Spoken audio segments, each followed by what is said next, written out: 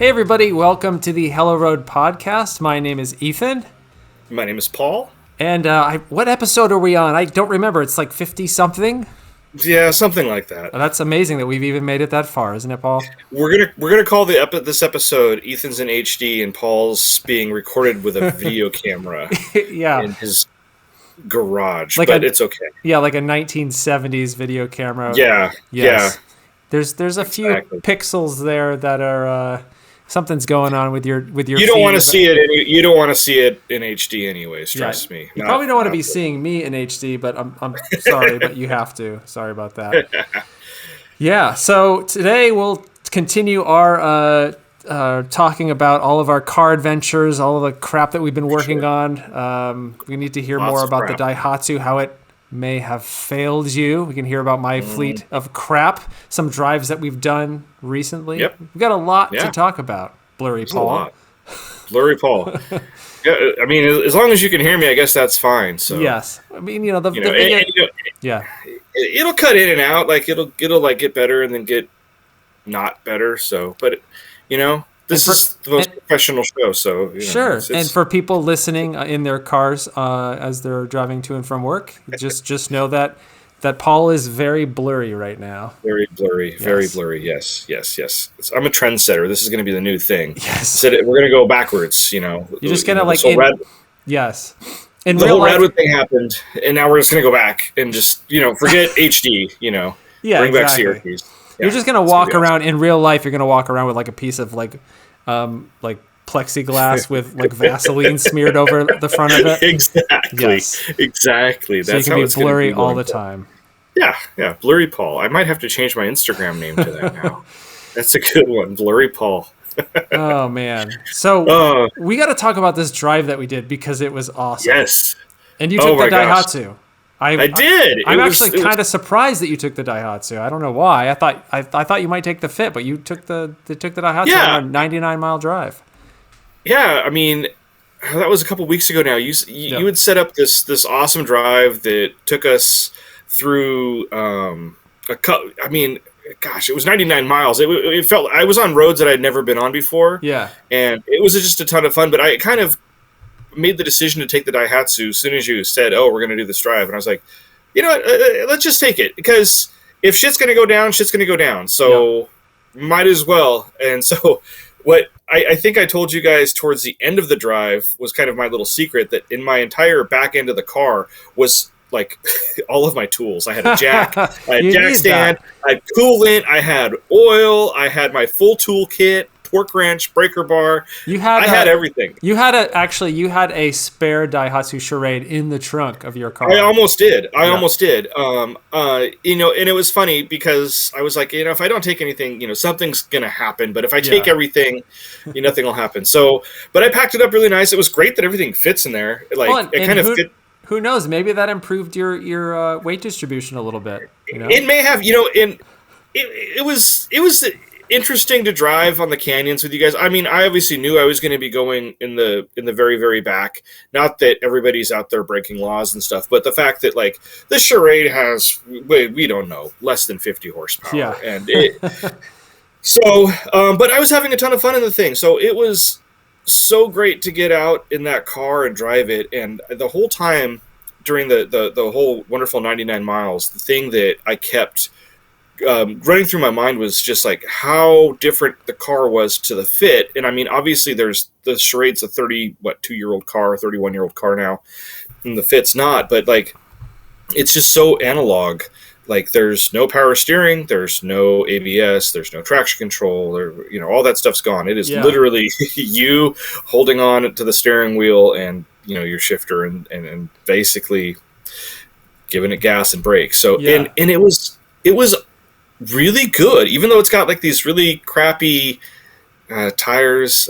I'm just going to call them tires. They're not anything other than just tires. Like they're actually Toyos, which is kind of cool. I thought they were like Lionheart or something. No. They're actually Toyos, but they're just tire. Like that's the name. That's the model name. Toyo tire.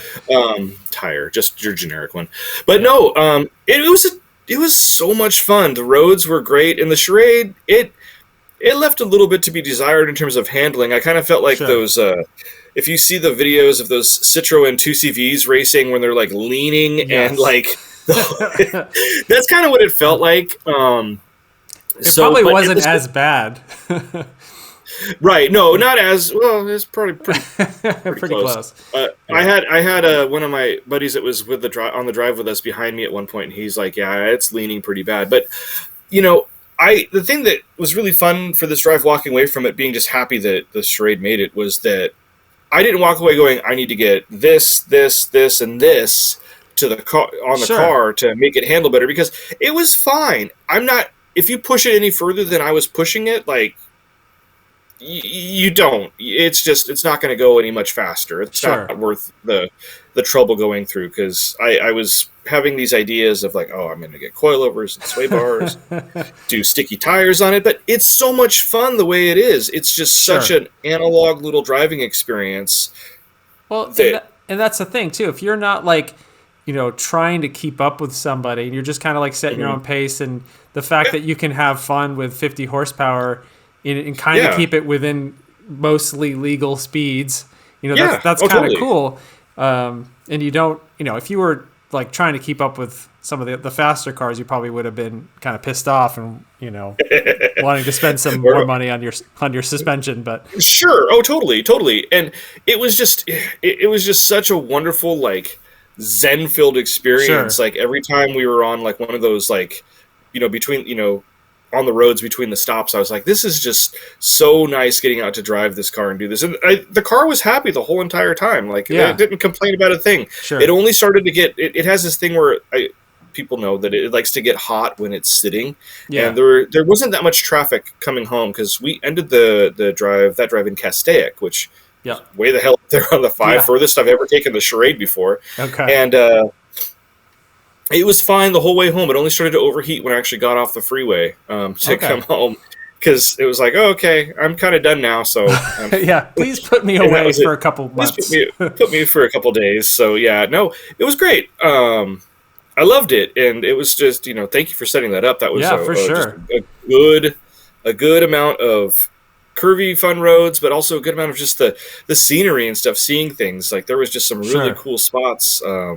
We're driving through, and it just seemed like there was like rolling hills to the left and rolling hills to the right of us. It was a ton of fun. Yeah, I mean, and it was fun to kind of put the route together. I actually pre-ran it, I don't know, maybe a week before or something. And yeah, for sure, there's some roads that I had been on before, like Little Tahunga. That's one I'm on all the time, just north of Los Angeles. For people who are not from around here, that's a wonderful road. But then there were a few others that I hadn't been on in years, like maybe like 10 years. So it was nice to revisit those and kind of see how they were 10 years later in a much different car. I think I probably drove them in my Scion the last time, so there wasn't really like a enthusiast car. So it was kind of fun to actually drive them with a car that could somewhat handle. So Right. So I took my 99 Integra, as you know, and that thing is a lot of fun. I think 140 horsepower, no VTEC because it just never kicks in because it doesn't have it. Yep. But yeah, that car's. I can see why so many of these things get modified and get kind of ruined, quote ruined. Because it's such a good chassis to start with. It's such a great starting point. I can see people wanting to just take it to the next level. I can't do that with this car because it's too nice, and I don't want to do that to this car. But it is kind of fun to just see what you can do with a mostly stock setup with kind of not great tires. They're just Kumho Extas or whatever.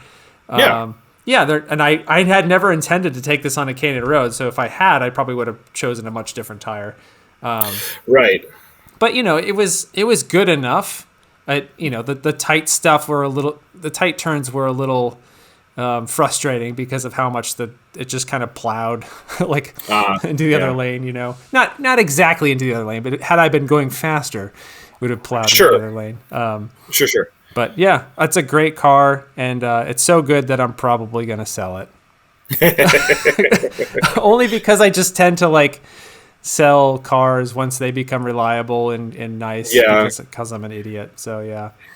But I mean, it gave you your first taste of Honda ownership, though, too, because this is your first Honda. I mean, well, Acura, but whatever. Yeah. And yeah, I mean, I had a buddy who had an Integra, but I've never really driven one in anger or on a canyon road or anything like that. So I can imagine that, like, something starting with like your version, the 140 horsepower version, no VTEC, would be like a perfect starting point. Like, okay, I get this, because things can go from mild in your case to wild with a Type R, or modifying a GSR, whatever the case may be.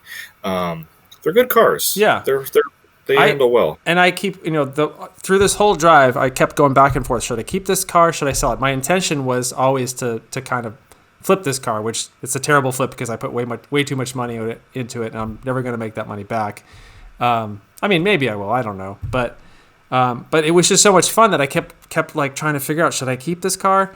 But honestly, I think it's too nice for the type of driving that I want to do with it. I could just see like kind of not really ruining it, but it's such a nice example. The paint looks impeccable. The interior looks amazing. Right. It does. Yes. It's got 94,000 miles. That, I don't know. I feel like I should buy a crappier one and flog that around the canyons, that way I don't really worry if like I get rock chips or I crack the windshield or, I don't know, bend a wheel or something. I don't know. It's right. I'm not used to having cars that are that nice. Most of my cars are crap or have some sort of issues where, if I get a door ding, I'm not going to worry. But with this car, like, I don't know, it feels old enough and special enough that I want to preserve it. But I don't know. That's kind of one of those things where do you draw the line? At some point, this car is going to go to a junkyard. I don't know how long from now, but it just feels a little bit weird to like completely hammer on such a nice example of a 99. Oh, for sure. I don't know. For sure. No, I mean, that makes sense. I can see that, like, the apprehension to like want to go and drive it, because you would, especially if you go in the canyons. I mean, our friend Adam, who was with us, I think he cracked his windshield on that drive. So I mean, that's the kind of stuff that kind of happens up there in the canyons if you're just driving with friends. I mean, it can happen anywhere, but it can be elevated when you're driving in the canyons. I can see something like,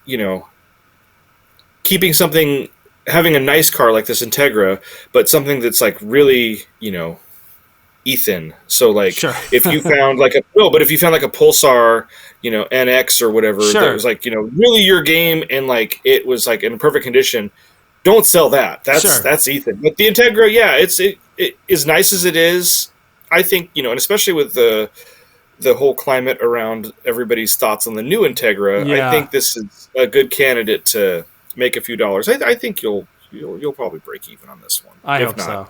If not a little bit more. I mean, I've seen it in person a few times, and it is you don't see Integras like this. No, so not anymore. You don't. Not anymore. You did when they were new, but not anymore. Yeah, no, it's in great shape, and it's, whomever the next owner is, maybe they're gonna rip the motor out of it and throw something into it and put a Wings West body kit on it, and whatever. Really, but I mean, you did Type R clone, right? You did your part, so that's the important thing. So that's the thing too. Like, actually, my Nova twin cam, which is way more rare than a 99 Integra, I kind of feel like I would take that in the canyons just because I love it so much. And I would take the risk of something happening to it, just because that car is just so much fun to drive, and I think that's the thing. It's probably less about wanting to preserve the Integra as it is. It's just, you're right. It's kind of not really the car for me. I think that's probably the kind of where it is for me at this point, because it's a cool car, but I never really like lusted or after an Integra. I never really like I test drove a new one back in the day, but I never thought, oh, this is going to be the car I want to have. So, but back in the day, I did see a Nova twin cam, and I thought, oh, that's really cool. I want one of those one day. It only took me 20 years to find one. Yeah, exactly. I was one of 6 people that lusted after a Nova twin cam. Yeah. So, well, as fun as the canyons were in the Integra, I think it is time for it to set that sail out of the fleet and go to another Yeah, and enthusiast that would enjoy it. So sure, and I don't know how our listeners feel about Bring a Trailer, because I don't know, I don't really have a problem with it. It's just one of those things where you happen to see like the nicest examples of a lot of different cars, which makes people think that these are like overly inflated values, but you can still find. We've talked about this before. You can still find deals, but I am going to be listing the Integra on Bring a Trailer, so you can boo. Boo and hiss right now if you think that's a terrible thing. No, I think that's the perfect place to sell. That's honestly the perfect place to sell it. I think so. And there's been a lot more interesting cars showing up at Bring a Trailer lately. Yeah. Like they just sold. There was just that Toyota Tercel Easy. Yes. Which was the like lowest model grade. That thing sold for like $7,000. So, which was, awesome. That's great. It's good. Look that up. I think it just actually sold today. Did it sell today? It was today or yesterday. Gosh, $7,000. Okay, so let's look at this real quick. So this there right she here. is. Look at that. Oh, it's beautiful. It's kind of like the stepbrother of the Charade. Just look at it. So this was actually my first real car that I bought. Was this, and mine was an '87. So this is an '89. Mine had been in an accident, so I bought it from a body shop, and it had not sealed beam. It had like flush headlights, which I'm not sure ever came. I don't know if it ever came on the hatchback for '87, but mine had that. But it was pretty much exactly like this. It was, no passenger side mirror, these black bumpers, steel wheels. What else we got? 4-speed manual, vinyl seats, crank windows, no power steering, no air conditioning, no radio. Mine was like identical, no tachometer. And it was I wouldn't say it was a good car. It was odd because it had some issues, but it was fun. It was one of those things where I beat the crap out of it, even though it was super slow. I think this probably had more horsepower than your. I believe. Charade, I believe it says somewhere on here, or it said somewhere in the listing that I think this thing had like something. 84 or 60 something. I don't remember. It's a freaking hot rod. Yeah. So. Yeah. Oh my God. But it's cool. I mean, so I'm okay with things like this and whatever with Bring a Trailer. Like you said, that is the thing. Once you realize that fact that it's a prime example of the vehicle that's selling for like the top dollar, then these cars, you can't get them cheap anymore. You can, Sure. There's things that are just getting more and more rare. Like, you used to be able to buy $500 Miatas, but yeah, exactly. The newest NA Miata is what, the 97. So, gosh, that's almost 25 years. Is how old the newest one is? Yeah. I mean, it's a 25-year-old car, and they made a whole bunch of them, but at the same time, these things got wrecked, especially when Miatas got popular again. Spec Miata, they took a lot of them. A lot of kids using them as their first car, and they're ripping them up in the canyons and wrecked them up there. So there's just less and less. So when there's less supply, obviously the prices of these things are going to go up. Oh, look, I'm frozen. There I go. Oh, technology. This is my cool trick I did. So yeah, I'm fine with Bring a Trailer. I think that the Integra will sell very well on the website. You've had pretty good luck on Bring a Trailer, so yeah. I mean, I kind of had wished that the Stanza wagon would have sold for a little bit more, but I was pretty happy with it. Over the course of ownership with that, I pretty much broke even with that. I made a little bit of money with the Grand Prix, the Turbo Grand Prix, and I put so much money into this Integra because as when I bought it had engine issues, so. I don't know. I'm not sure if I'm gonna break even or make a couple $100, but we'll see. But that's the fun of it. I know. I have no idea.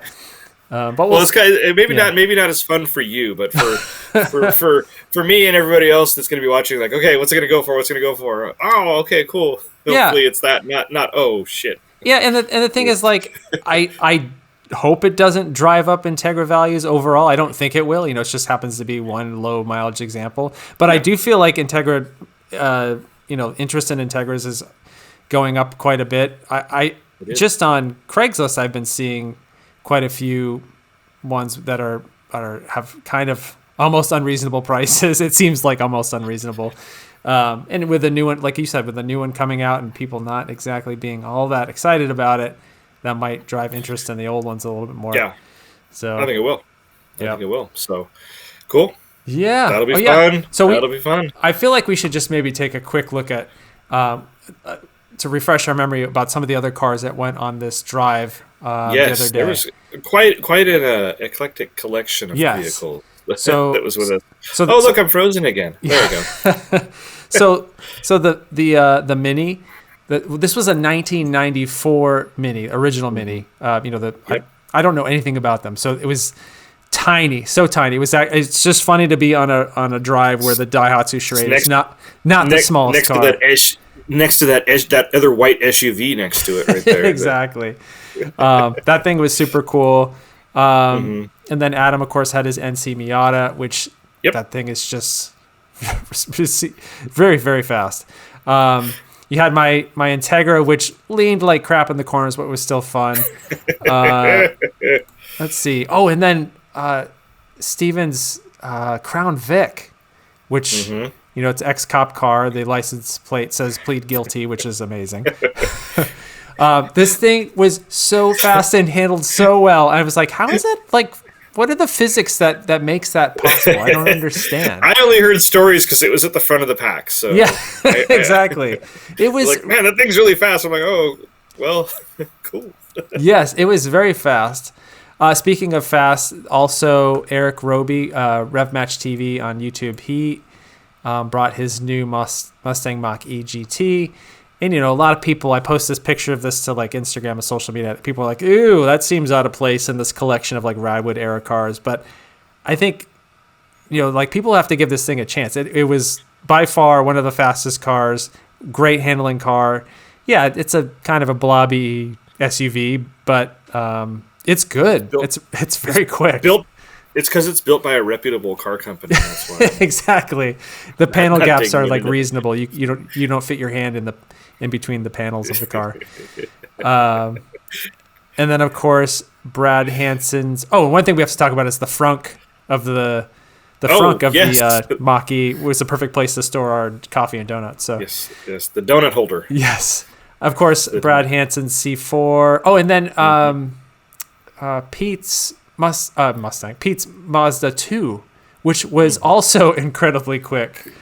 I've ridden with him at Button Willow. He's the one who showed me the line for the front wheel drive cars and basically made me drop 4 seconds by riding in the car with him for like 10 laps. So that little Mazda 2, it's got that zoom energy in it, Yeah, so and it hauls. And this has like under 100 horsepower as well, right? Like 94. Yeah, well, it was it was rated at like 101, but like he actually had that thing dynoed recently, and I think it came up to like 98.6 was like his best run, which is just awesome. So I love it. It makes me love it even more that it's got less than 100 horsepower. Yeah, totally. And that's the thing. It's like I've got 140 in my Integra, and I'm like just trying my darndest to keep up with them.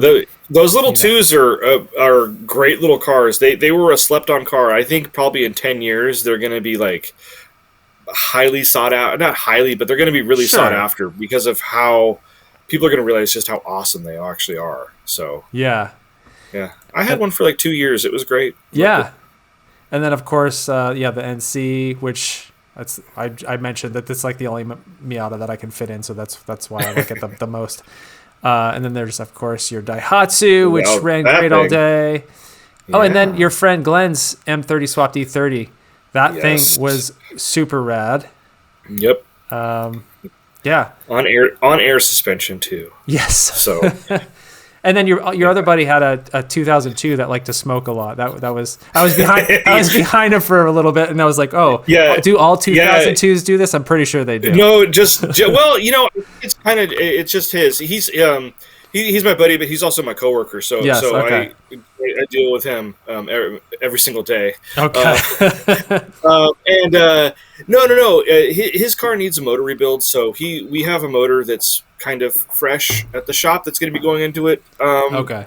I think sometime in the near future. So, All right. and it should be a ton of fun once that motor is in. So Sure. Yeah. It shouldn't smoke, but it Yeah. probably will because it's an O2. So Okay. they all kind of do that. I remember, racing Liam Neeson at Lemons. Of course, it's Lemons, so all the cars are garbage. But there was a 2002 there that like I could not be behind it because I was getting sick from all of the smoke. I was like, how to get around this car because I was gonna have like carbon monoxide poisoning or something from this. Yeah, there. A common failure point on those things, like we at, at my work, we actually sell like replacement gas tanks because it's one of the most biggest like items that fails on an O2 is like the tanks start to rot and then like it turns into like a little leak, and then they kind of had this like hokey like nozzle that went from the like with the gas filler into the tank, and they just tend to leak fuel everywhere. It's just part of the fun of owning them. And then they're also really good at leaking oil. They love to leak oil. Valve cover gaskets are a common thing, and so it hits the exhaust manifold, and then out comes the smoke. So, yeah. All right. Yeah. Yep. I definitely saw a little bit of that. Okay. But yeah, I mean, the roads that we were on were awesome. We got out early enough that there was pretty much nobody out there. It was warm enough that there wasn't ice or anything or like snow. Like you can get up some of those areas, you can get some snow. Like that last time we went and we hit the snow patch, and it was it was when it hit the probe, and I was in the fit, and I had 200 treadwear tires on, and my buddy Glenn has 200 treadwear tires, and we hit that snow, and we're like, okay, no, turn around. we're not going any further. No, not happening. So it was so much fun. So I think we're gonna do this again on March 6th. Because I just have to keep doing these. So I'm gonna try to organize.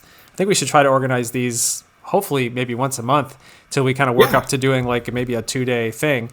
So the next one will be some of the same roads, but then hit Route 33 down into Ojai, California, which somehow I've never driven. It's one of the best roads in the area, maybe in the country, and still haven't driven it. So. Looking forward to that. Same here.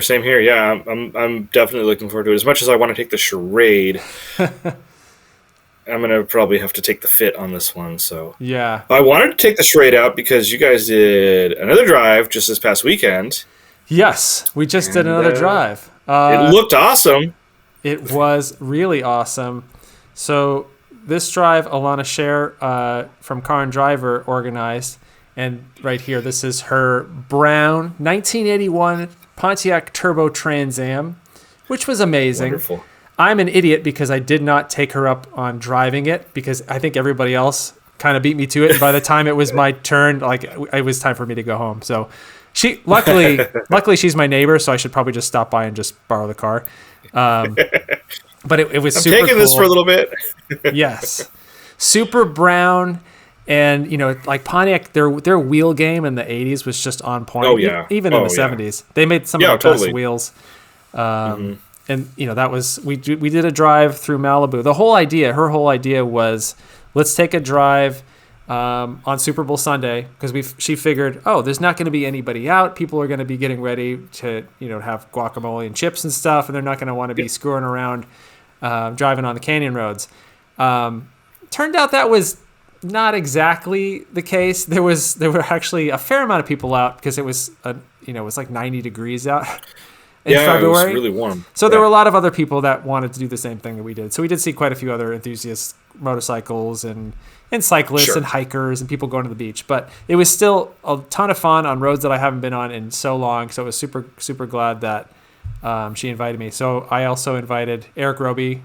So actually, it was some of the same characters, some cast of characters from our drive. Brad Hansen was there, and then Derek Powell, who we've had on the show before, and then Alana's friend Brandon. We were all driving on these back roads in Malibu. It was so beautiful. I took the Integra again because it's pretty much, at the time, it was the only car that I could take on a canyon drive that wouldn't blow up. Some of the things that I really liked about this drive, just like the drive that we did, was that there was such a random collection of cars. We had a NB Miata 10th anniversary, which is owned by Stephen Ewing. We had my Integra. We had the Turbo Trans Am. We had the Mustang Mach-E again. And then, Brad's Corvette. So it's like, there's no rhyme or reason to why these cars were together. And, to most people, they'd be like, you look at this, people lined up like this, and you'd either think it's like a really strange car club or just people that all wanted to park next to each other to go to the mall. Right. That's it. I mean, when we were on our drive, like when we were on that first section on Little Tahunga, there was a group of Porsche 911 GT3s. I don't know how they were. Really fast Porsches. I mean, they're all together. I mean, which is cool. I'm sure they're part of a club or they all know each other. Sure. But I just want to know if what they thought when they pulled up to that first stop and they saw all of it. What the heck is? And then here comes Paul pattering up in the charade, and then I hop out of the car like, okay, he's with them. What? He's with them. What the hell? So, but that's part of the fun, Yeah, it's like it totally is. Well, and we talked about this before. When I go to the Cars and Coffee, when I see 8 of the same example car parked next to each other, I'm sure that's tons of fun for them. They all got up early and had fun and brought all their cars. But I'll just look at one and then walk past. And I kind of sort of feel the same way about driving on canyon roads with your friends. I'd love to see just such a random collection of cars and swapping keys so that people can experience what it's like to drive a Daihatsu or a Turbo Trans Am. Sure, you got to. Next time we go on a drive with the Daihatsu, you're definitely driving it because you'll love it. I think you're going to have a good time. Well, I still can't believe I haven't let you drive the Integra yet. You should definitely drive the Integra. Oh, yes. Before I sell it. Just don't crash it because it's already listed on Bring a Trailer pretty soon. It's going to be on Bring a Trailer pretty soon. So you have to drive it gingerly. Yes. Yes. Which I generally don't say about any of my cars, but now that I remember, I think Matt Farah had some tweet about like never go on one last drive before you sell the car.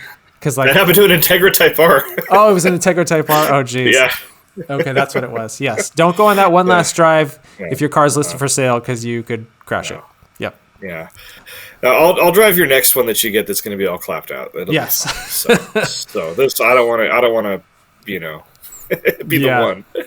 So. One of the cool things about this Trans Am, which I didn't realize, is that the Screaming Chicken is actually slightly different than the other ones, where I guess the heads face a different direction, and the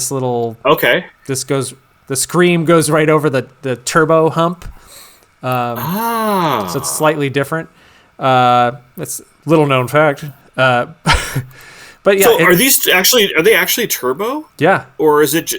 It is. Oh, son of a bitch. So I don't know too much about it. We should have Alana on the show again, and she can tell us a little bit more about it.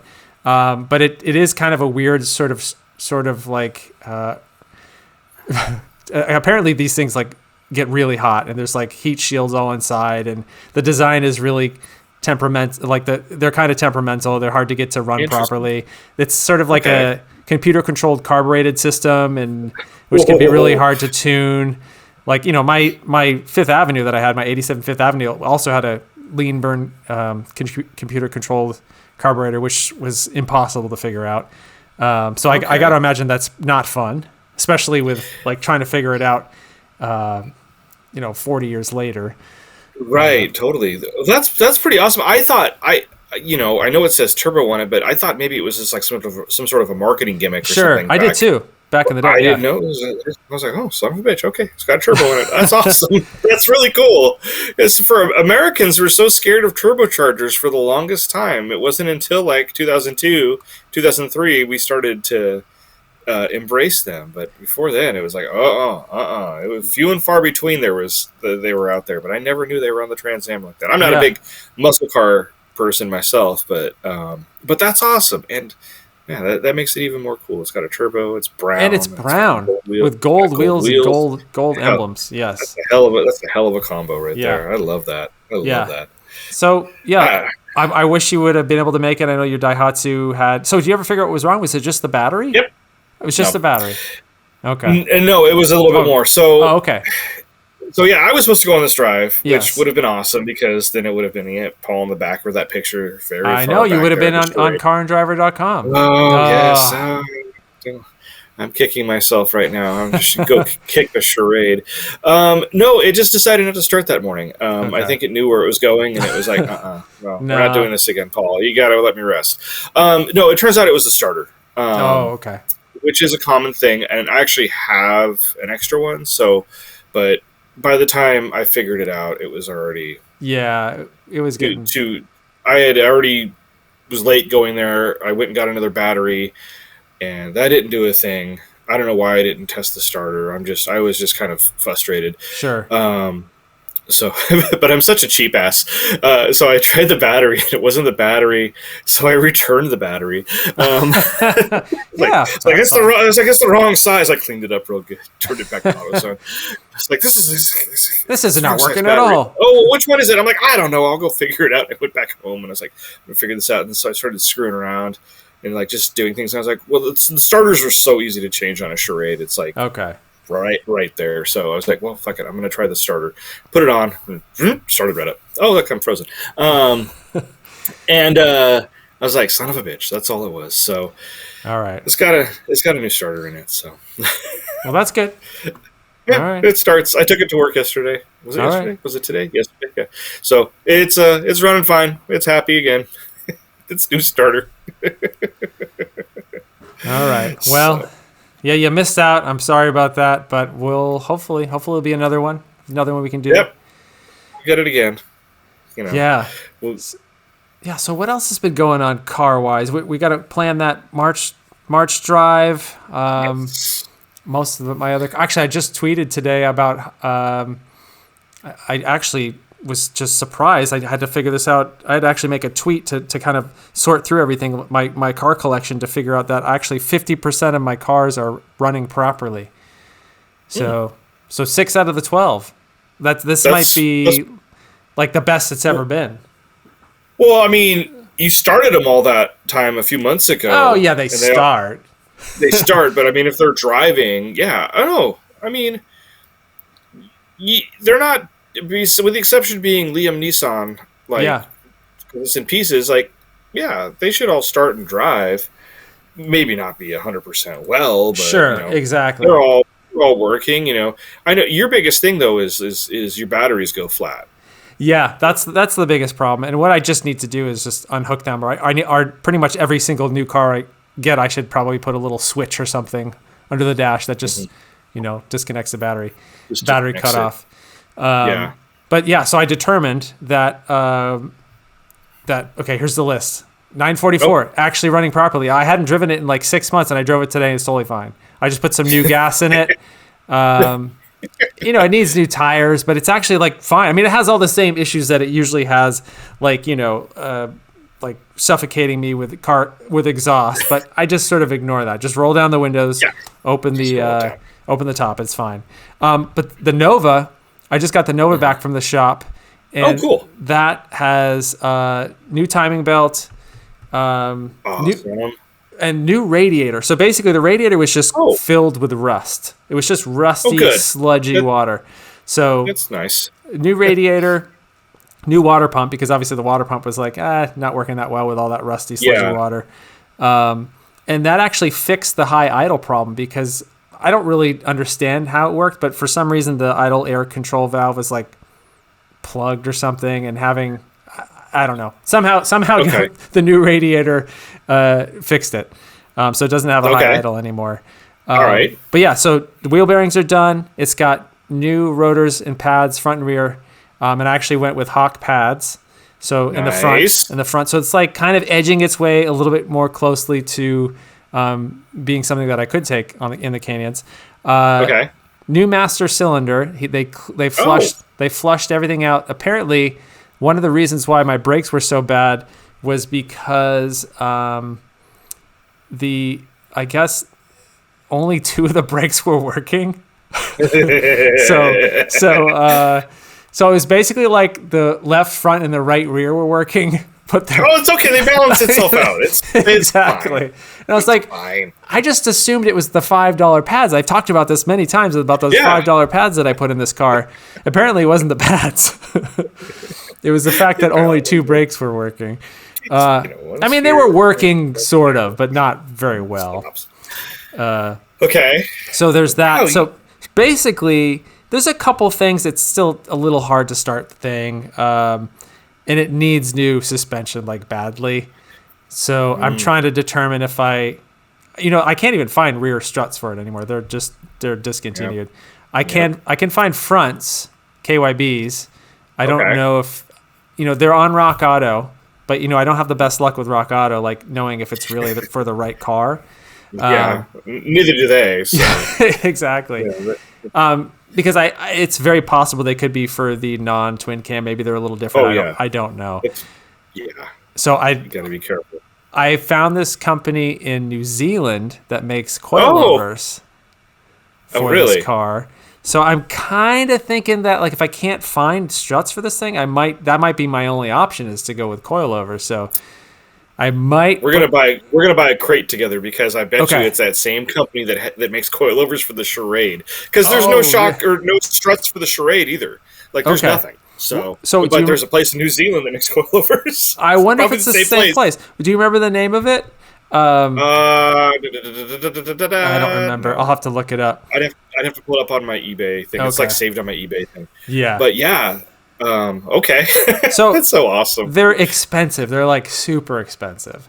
But I don't know. I don't really know if I have any other option. I mean, there might be like eBay coilovers I could find, and maybe I could try that. But I don't know.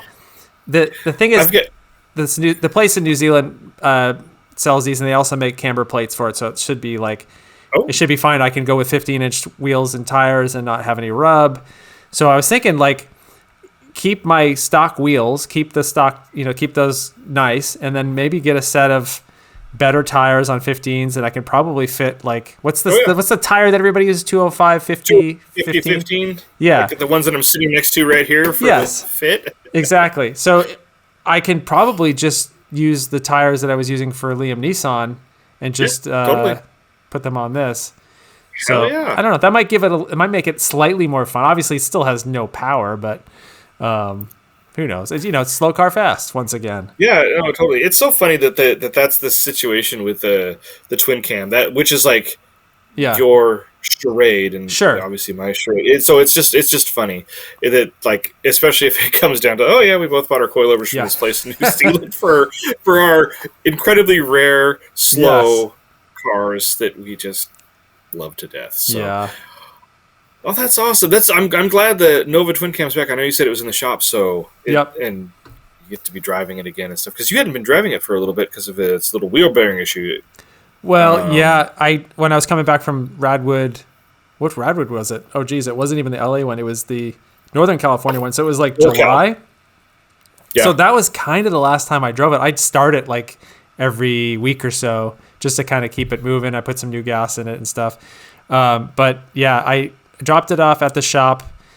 Well, they were super booked. I like the shop. They worked on the Integra and they do good work. And I actually found out that the guy that runs the shop was kind of like back in the day was a Honda drag racer. Like he was kind of a sort of well-known, I forget his name, but he was kind of like a sort of well-known dude that would like build up Civics and Integras and stuff. So, but he does a lot of work on S2000s and stuff like that. There's S2000s all over the shop.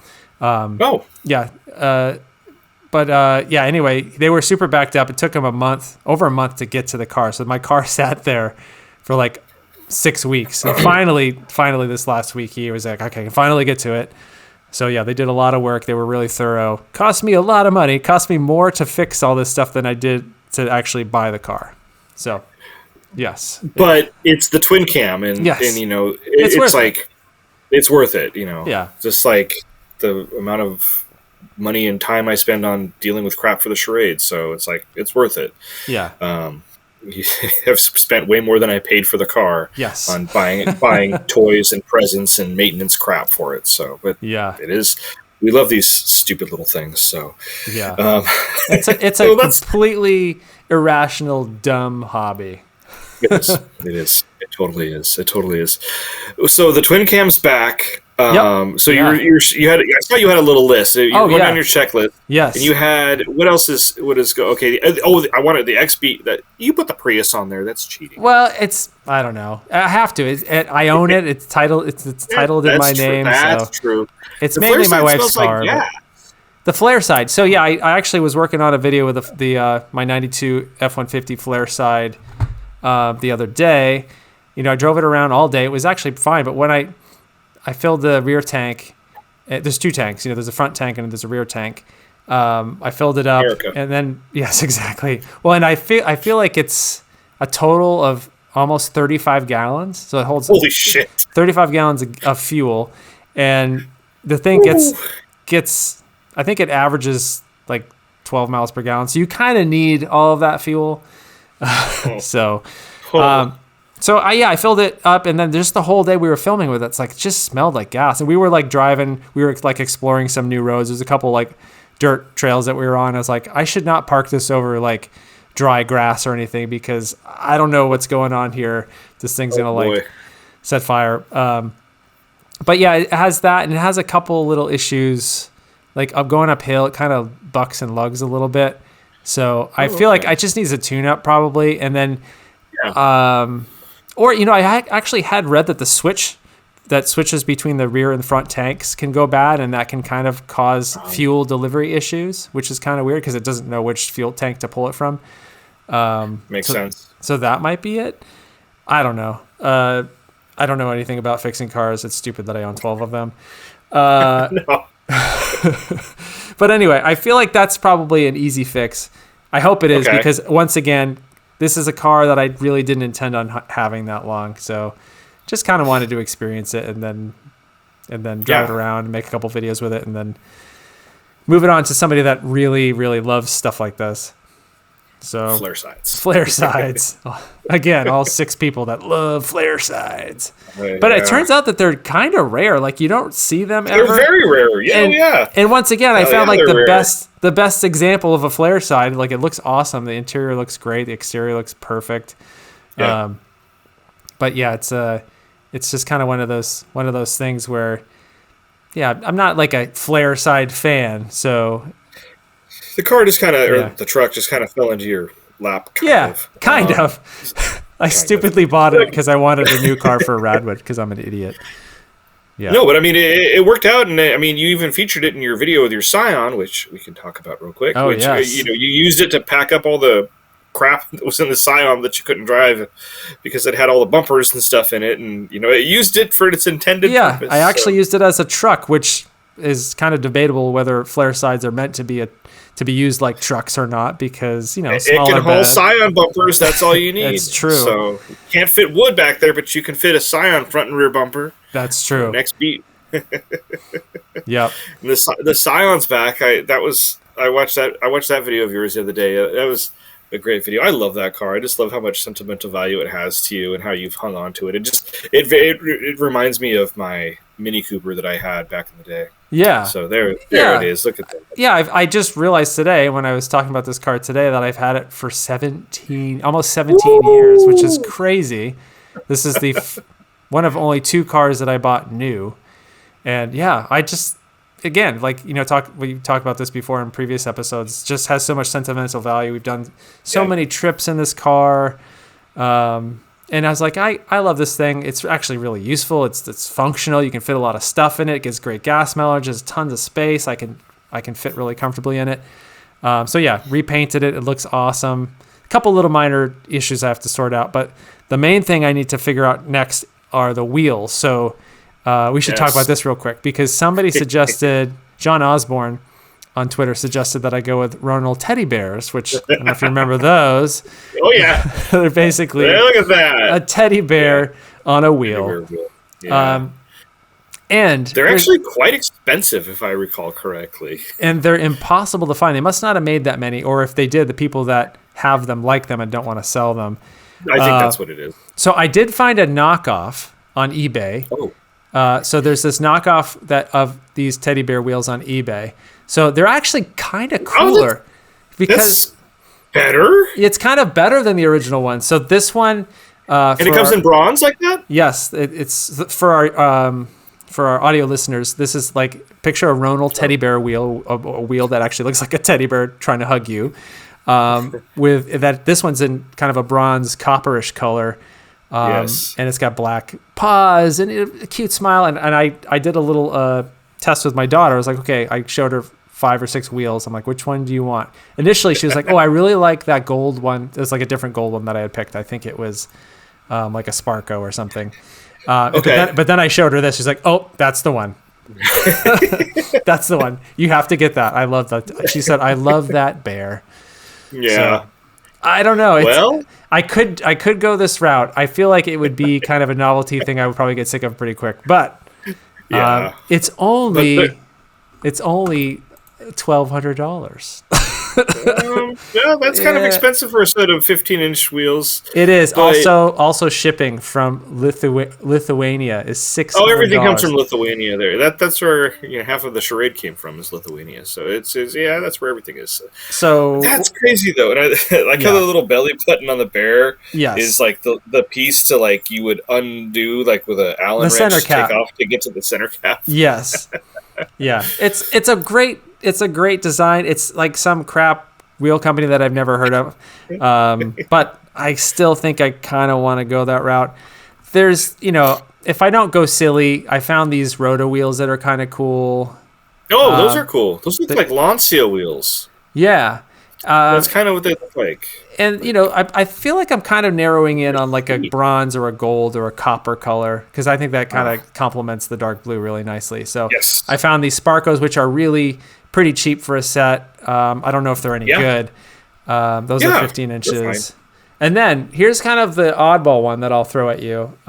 So back in the 90s, I feel like Saturn's wheel game was kind of on point, and it's very underrated. The wheels that they had on some of their cars are really cool, and they're kind of like sort of like late 80s, early 90s styles that kind of lasted all the way until the late 90s. So there's this one wheel that was on, I think it was on the SC2s. SC2s. So this was the SC2 is the kind of like more luxe Saturn SC. It had the better engine and stuff. So there's these kind of swirly wheels that I really like. One of my favorites. The problem is they're kind of expensive. Like, they're asking because most people just buy these as a replacement wheel. So, we're looking at like almost $200 a wheel for like a OEM Saturn wheel, but it's 4x100 would fit the Scion. I think the offset's exactly the same or very close to the same. But there were other Saturn wheels that were pretty cool. There was another one from S series, so that's slightly S series was the larger car, right? Well, I can't remember. Well, it was the wheel. The first one that you showed me. That's the one that was on the coupe. Oh, the coupe. Sorry, I'm sorry. Coupe. So I'm thinking of the L. Sorry. Yeah. This was more of the higher model grade one that they had. That was like kind of like top of the line for like the 4-door sedan that they had. That's kind of what this wheel is right here.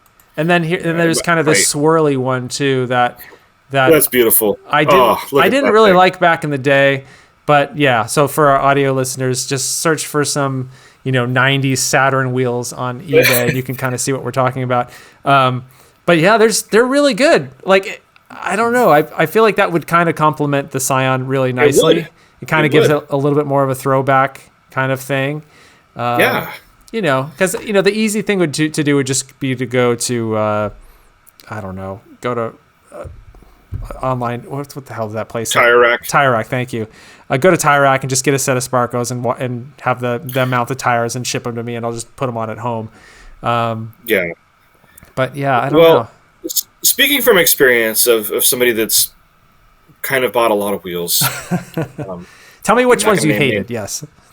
Well, no. Yeah. So here's the thing: if you're going to be going with like a Saturn wheel on it, the only thing I can say is just see if you can measure the center bore on the Scion and compare it against there, because I had this dream long ago about putting the Prius wheels, the first generation Prius wheels, on the Charade, and so I went through the thing. I bought a set of them at the junkyard. Everything was great. This was going to be awesome. My dream is about to be realized.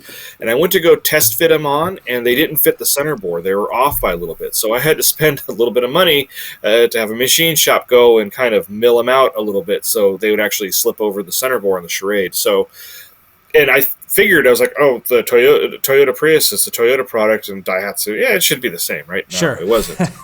So just do that. Just do yourself that favor That's before a good point. if you want to go with those Saturn wheels. The other thing too, like those ones that you were showing me on eBay, like there's a lot of companies that will take wheels from junkyards and they refurbish them and they do a kick-ass job at it. And I'm not saying this about every single one of them, but a lot of those listings that you see on eBay that are like a single wheel for $185. I've been at junkyards, when they open, and there's troves of people there sitting there revving up their Braps ready to go, and they go in and they'll just take as many of the wheels as they can and they refurbish them and resell them. Yeah. So that's there. So it's not like an original equipment. Sure. Yeah. NOS part. It's just been refurbished. So yeah. But if that's the wheel you want, if you're really set on that sort of that look, then go for it. Well, and the other thing I could consider is start looking for some Saturns in junkyards, and try to get there one day and see if I can find them. I doubt they'll be in great condition, but maybe I could go and then get them refinished or something. Yeah, no, you can't. It's funny you talk about this because I have a wheel story to tell real fast. That's kind of fun. Well, no, it's very similar though to this. Like the junkyards, like you can get the wheels on the cars, but like I said, the majority of the good stuff goes like the day that the cars get released. So if you have a certain car you're looking for, you can actually sign up, like at least in Southern California, and for the most part over the course of the rest of the country with LKQ. They kind of own a lot of these things, and you can put in what you're looking for and where you're willing to drive. And back in like December, a Charade showed up, and I was like, okay, it's kind of far. I don't want to drive out there. But I ended up going out there to it, and I found out that it had the dealer accessory alloy wheels on the car, and they're in pretty damn good shape. So I have them here. I got the tires broken off of them, so I'm gonna have them refinished, and then they're pretty sweet, but they're swirly, just like your Saturn wheels that you want. And it's like the thing. It's like swirly wheels. I think are the most awesome thing. It's just they're so much fun. Yeah. The Saturn, like that's a big selling point to me on it. It's like a swirly wheel, the Charade with its new swirly wheels. Yes. So it's awesome. Yeah, it's funny because I didn't like these wheels, or at least the massively swirly ones back in the day, but I'm really starting to appreciate them now just because, I don't know, it's just nostalgia. You just don't see them anymore, and you kind of you don't. Throwback look. You don't. So everybody just puts black wheels on cars and calls it a day. And that's it. All the factory. Well, speaking of, so we want to talk a little bit about the Civic, right? Yes. So I have a Civic Si for a week. It's I got it on Monday. It's going to be going away next Monday. So it's a 2022 Civic Si, brand new body style and everything. Has black wheels. I think that's the only option. So they're fine looking wheels. They're kind of unoffensive, but they're very kind of simple and plain and only in black. It would be nice if they offered like one other color. And that was kind of the same thing with the Mazda 3 Turbo that I drove. Also the same thing, black wheels only, which was, I don't know. I like black wheels a lot. But yeah, if it's the only option. And also I feel like they are sort of becoming a little bit played out, I think. I feel like there was this period where everybody wanted them and they were on everything, and kind of like how chrome wheels were all the rage in the late 90s, early 2000s. Totally. And then Chevy kept doing it for like way past when they should be doing it on the Corvettes. It's like everything looked old on like the C5s and stuff. Yep. It was funny. I remember that with the Mini Coopers, like they came out and it was like everything was silver wheels, and then people were like, "No, we want black wheels," and people were painting them and powder coating them and just buying black wheels. And then Mini starts coming out with black wheels, and then like the next thing you know, it's like their entire line is available in both silver and black. And then now it's like, oh, they're only available in black. You can't get silver wheels on a Mini Cooper anymore. It's like It's just the way the trends work. So my Fit came with black wheels. Oh, it did? Okay. It did.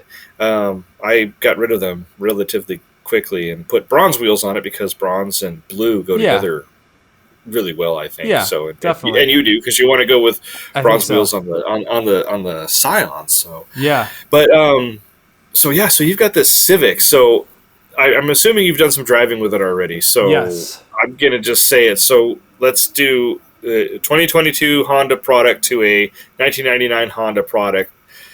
What's more fun up there? What's more fun? The Civic Si is definitely more fun.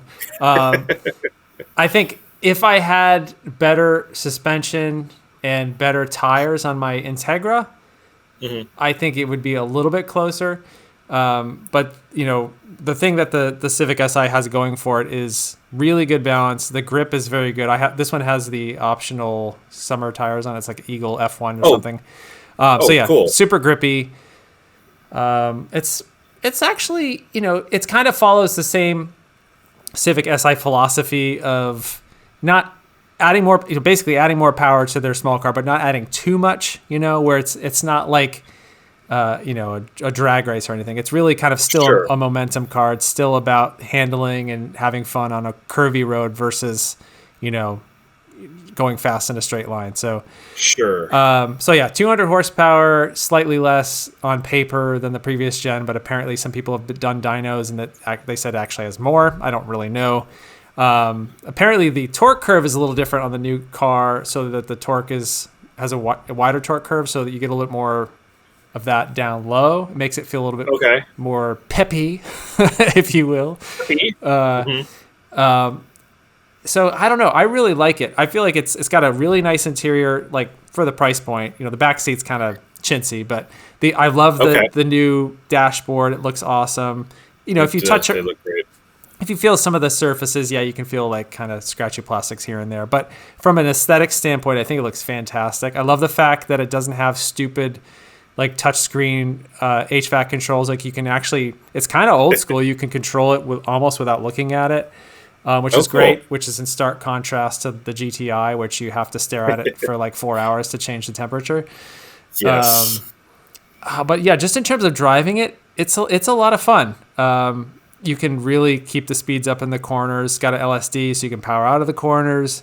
I will say I drove it pretty quickly on Little Tahunga, but it's not like like the Veloster N felt significantly faster, but really? I wouldn't say that it was that much more fun. Like the Veloster N felt like I could get around the turns quicker in the Veloster N, and the Veloster N was more fun, and it was kind of nice because it's smaller and more compact, shorter wheelbase, and kind of made it feel like an actual compact.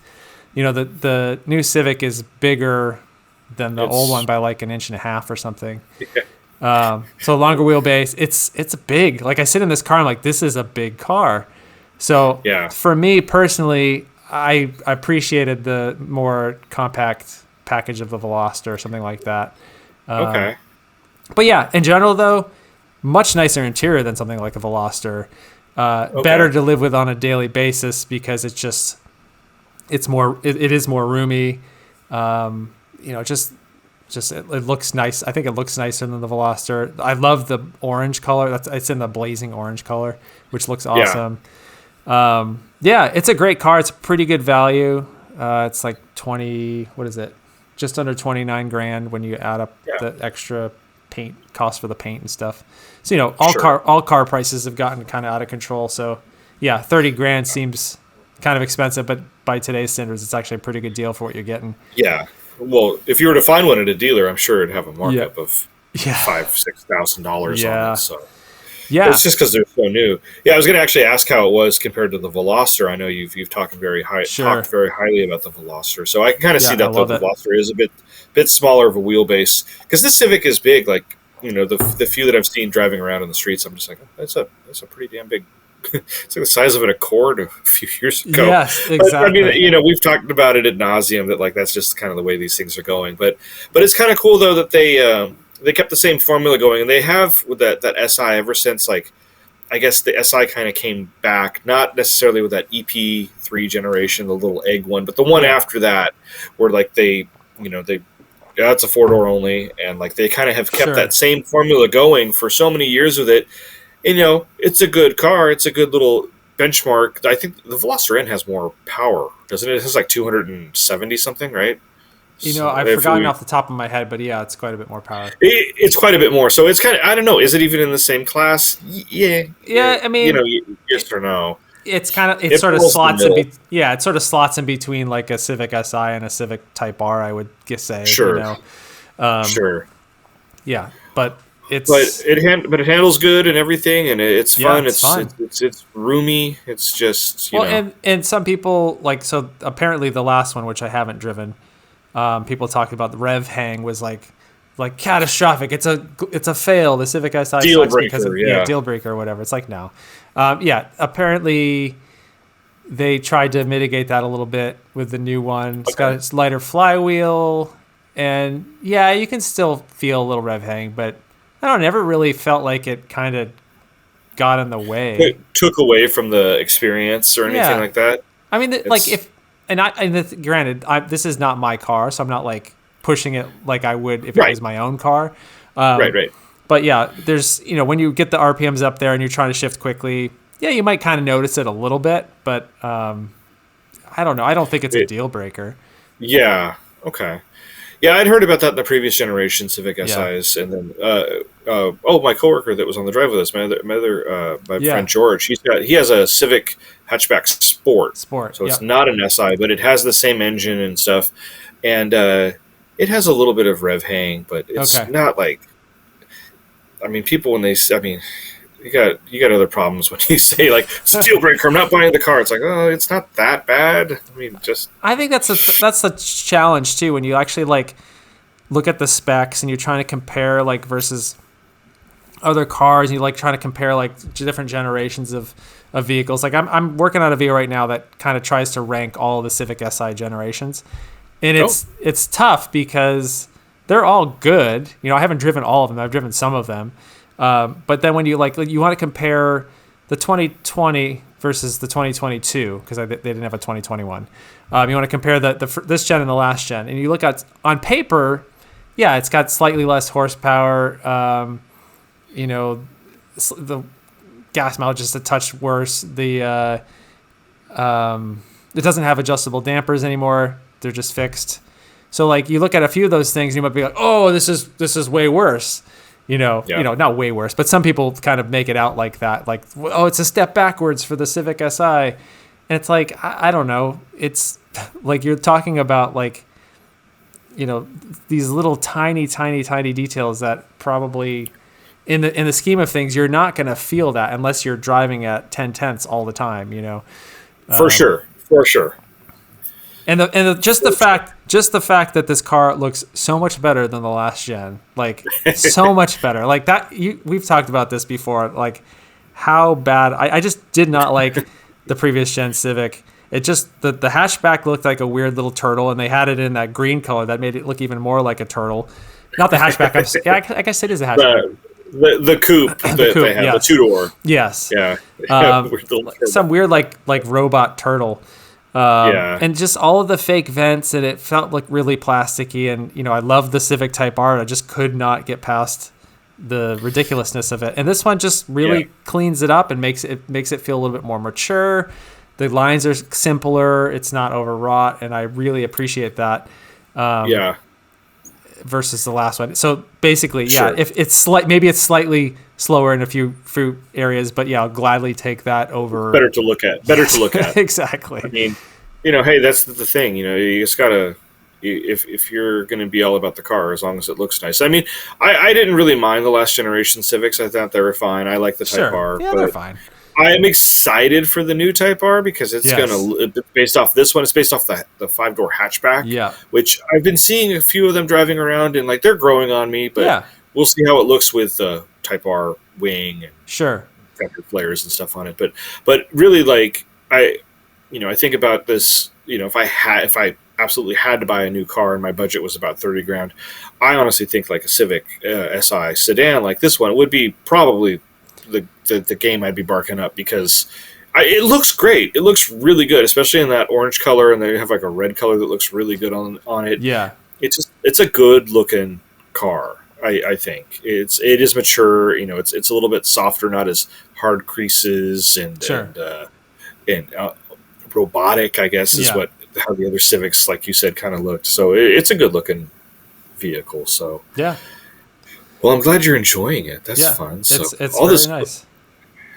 it's like this whole show has been Honda. It's been good I know, times. exactly. It's all Honda. And we didn't even talk about your Fit that much, so yeah. No, it's out there. It's blue. It's Yeah. dirty. So. Yeah. I got my custom plates finally. There's Ooh. some news. What Yeah. is it going to be like something that I'm going to look at and not know what it says? Because I can never figure out vanity plates. I look at them, I'm like, it's probably clever, Well- but I can't figure it out.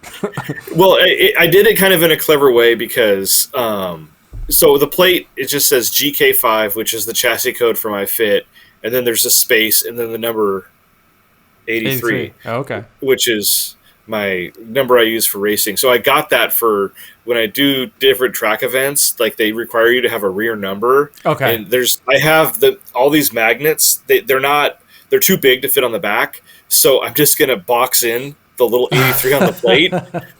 There you go. And so that's why I got it. So All right. it was pretty fun. So, No, that's good. and for anybody that's curious, it took 7 months to get that damn 7 plate. months. Oh my gosh. It was, the DMV site says, at least in California, I don't know how it is across the country, but in California, it should be 6 to 8 weeks. No. Wow. It's 7 months. 7 months to come. So That's crazy. yeah, and the 2 days after they came, I got my registration renewal. Oh, they're like, you owe us more money. With my new plate fee on it, because it's an extra $40 a year because it's the black plate. So okay. So I was like, okay, there we go.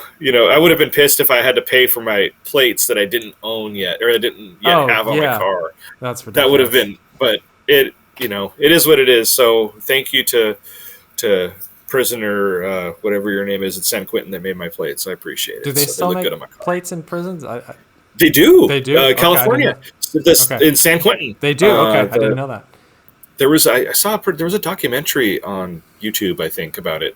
It's pretty cool. It's at San Quentin, and all the license plates are made there. And they explained how they're done. Like there's like the 5 days a week that they run it, and 3 days is like the normal like running of like the automobile and the truck plates. Yeah. And then they have a day that they run special interest plates. So it's kind of cool hearing how they do it. But everybody that works in there, that's like the best job, I guess, the best job to have at San Quentin, is to work in the license plate factory. But it's been a factory, I think, since like the 1950s or something. Okay. So it's pretty cool. So a little bit of California history, learning about where your license plates come from, San Quentin. Good to know. Yeah. Well, what we a got fun time. We got a lot of stuff in this episode, and we still have lots more to think about, because we got that drive coming up in March. Yes. So I don't know. Yes. We can figure that out. I mean, yeah, no, we definitely will have that. That'll be fun, getting to do the 33 and other roads and other possible roadside attractions that we've discussed. Yes, actually, I did look into this. So that ostrich farm that we passed. So I want to take us up Lake Hughes Road again, and up there's this ostrich farm that we passed that Brad pointed out that I had seen, and apparently they will be open the day that we're doing this. You just have to book a private tour. So we could maybe drive up to the ostrich farm, stop there, and do like a little half an hour tour or something, and then continue our drive. So yes, I don't know if I've seen an ostrich up close. Apparently you can get an ostrich egg, and we talked about this, like having to that'll make us drive more gingerly and more carefully if we have to transport an ostrich egg. It's like Initial D, but with an ostrich egg. So instead of the cup of water on your dashboard of your AE86, you're driving with an ostrich egg. Yes. It's going to be wonderful. This is going to be so much fun. Yeah. I heard ostriches are absolute assholes. I've heard that they are not nice. I mean, people are assholes too, so I can understand why that they would think that. They kick and they hiss and heck, and it's it should be a good time. I'm sure I'll lose exactly. All right. Well, on that eggy note, let's tell everybody where we can find each other on the social medias. Where can we find you, Blurry Paul? Blurry Paul at it's on Instagram at Blurry Paul. I'm going to change it. No, it's Paul's Finest Hour on both Instagram and Twitter. Might be Blurry Paul pretty soon, but we'll keep it Paul's Finest Hour for now. So, sure. What about you? You can find me at youtube.com/HelloRoad. Instagram and Twitter are at Mr. Ethan Tufts. And if I can figure this out right, it's been a while. So if I can fly in this, HelloRoad.tv/shop is where you can buy a Hello Road t-shirt and help support everything that I do. So that would be awesome. Do that. If you want some new threads, it would be great because I need money. Thanks so much to help me fix my crap car collection. Anyway, thanks so much for watching, everybody. And I think that's going to be it for today. Yeah. All right. Take it easy, everybody. Have a good Bye. night.